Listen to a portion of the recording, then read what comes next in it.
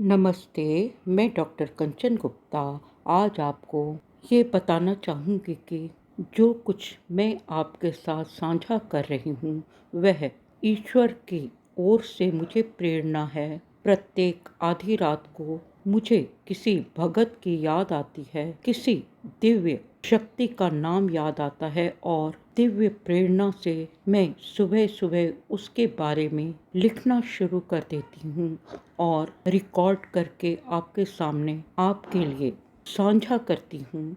मुझे याद है कि जब हम दूसरी कक्षा, तीसरी, चौथी, पांचवी में पढ़ते थे तो हमारी कक्षा में एक मराठी लड़की थी। मुझे आज भी उसका वह चेहरा याद है। बहुत भोली सी, थोड़ी लंबी चौड़ी, गोरी सी थी, चुपचाप थी।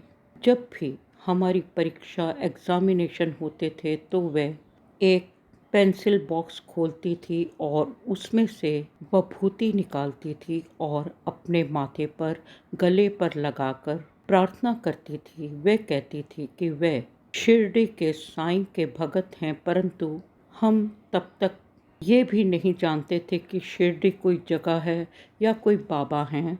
वे कहती थी कि उसके घर साईं की तस्वीर है जिसमें से विभूति निकलती है, सिंदूर गिरता है, शहद निकलता है, परंतु ये बातें हमारे मन, आत्मा, दिमाग, मस्तिष्क से बहुत अलग थीं। हम एक कान से सुनते थे, दूसरे से निकाल देते थे।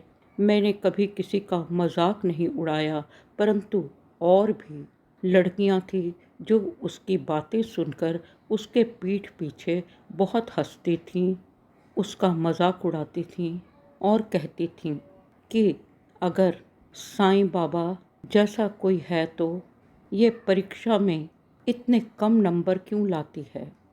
मुझे एक मित्र ने अपना अनुभव बताया कि उनकी इच्छा थी शिरडी जाने की।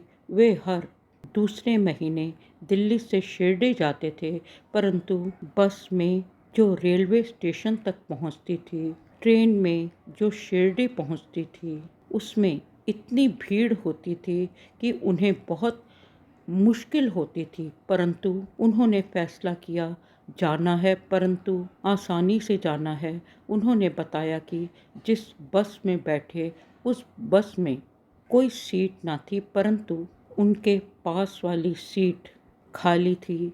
जिस रेल में वे बैठे उसमें भी बहुत भीड़ थी, परंतु रेल चली तो उनके पास की सीट पर कोई नहीं था। उन्हें ऐसा अनुभव हुआ कि साईं बाबा उनके साथ बैठे हैं और उनके सफ़र को आसान बना रहे हैं। अवतारी साईं बाबा को मेरा नमस्कार, नमस्कार।